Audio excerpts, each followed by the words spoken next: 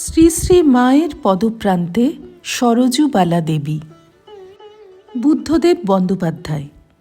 পত্রিকার 23তম বর্ষ, প্রথম সংখ্যা। সরযূ দেবীর টুকরো টুকরো স্মৃতিচারণ থেকে আমরা শ্রী শ্রী মায়ের মাতৃত্বের অপূর্ব ছবি পাই। তিনি বলেছেন, উদ্বোধনে গেলে মায়ের পায়ের বুড়ো আঙুল ধরে বসে থাকতাম। মা বলতেন, আমার কাছে বসে আছিস, কাঁদছিস কেন?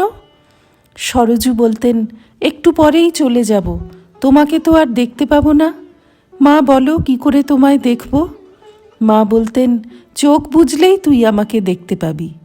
সরযূ ভাবতেন, চোখ বুজলেই তো সব অন্ধকার।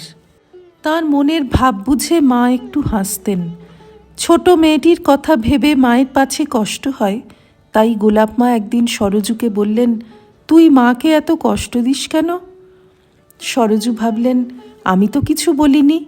ছোট মেয়ে বকুনি খাচ্ছে দেখে গোলাপ মাকে মা বললেন, ওকে অমন করে বলো না, ও ছেলে মানুষ, ওর চোখ দিয়ে জল পড়ছে। একদিন রাধু দিদি সরযূর হাত ধরে টানাটানি করতেন। মা তখন বলতেন, শরৎকে ডাকো তো। শরৎ মহারাজের নাম শুনে রাধু দুধদার করে পালিয়ে যেতেন। সরযূ দেবীর সাক্ষাৎকারটিতে জানা গেছে, মায়ের পিঠ ভর্তি কালো চুল ছিল, চুল পিঠেই ফেলা থাকত। ছবি তোলার জন্য নিবেদিতা চুল সামনে এনে মাকে সাজিয়েছিলেন। আদরের খুকির হাতে মা অপরূপা হয়ে উঠেছিলেন। শ্রী শ্রী মায়ের ভালোবাসার কোনো মাপজোক ছিল না। সারাদিন উদ্বোধনে মায়ের কাছে থেকে সন্ধেবেলা সরযূ যখন বাড়ি ফিরতেন, মা মাথায় হাত দিয়ে আদর মাখা গলায় বলতেন, আবার আসবি, আবার আসবি। একদিন সরযূর মাস্টারমশাই সরযূকে বললেন, তোর দীক্ষা হলো, আমার হবে না? তুই মাকে আমার কথা বল। কথায় কথায় একদিন শ্রী শ্রী মাকে তার মাস্টারমশাইয়ের কথা বললেন সরযূ। মা বললেন, শরৎকে বলো। শরৎ মহারাজ বললেন, ভালো একটা দিন দেখে স্নান করিয়ে নিয়ে আয়। কিছুদিনের মধ্যে মাস্টারমশাইয়ের দীক্ষা হয়ে গেল।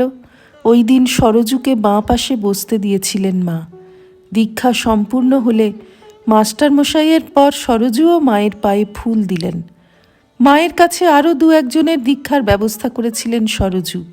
সেই দিনগুলিতেও মায়ের চরণে ফুল দেওয়ার সৌভাগ্য হয়েছিল তাঁর। মায়ের কৃপায় হৃদয়ে অদ্ভুত এক প্রশান্তি খুঁজে পেয়েছিলেন বলে বিবাহে কোনো আগ্রহ ছিল না সরযূর। কিন্তু বাড়ির চাপে শেষ পর্যন্ত মায়ের কাছে বিয়ের অনুমতি নিতে হলো। সব শুনে মা বললেন, তুমি সংসারী হবে, তুমি এমন একজনের সংসার করবে যে তোমার ভাবে ভাবিত। মায়ের কথা মিথ্যে হওয়ার নয়।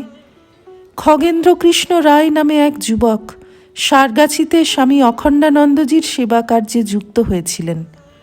অখণ্ডানন্দজি শ্রী শ্রী মায়ের কাছে খগেন্দ্রকে পাঠিয়েছিলেন। সদা তৎপর এই যুবকটিকে মা কৃপা করেন। মায়ের অপার করুণায় খগেন্দ্রের সঙ্গে শুভলগ্নে বিবাহ হয় সরযূর। খগেন্দ্রবাবু বহরমপুরে থাকতেন। সরযূকেও চলে যেতে হয় বহরমপুরে শ্বশুর বাড়িতে। স্বামী স্ত্রীতে মিলে অপূর্ব এক ইষ্ট সংসার পাতেন। শ্রী রামকৃষ্ণার্পণমস্তু।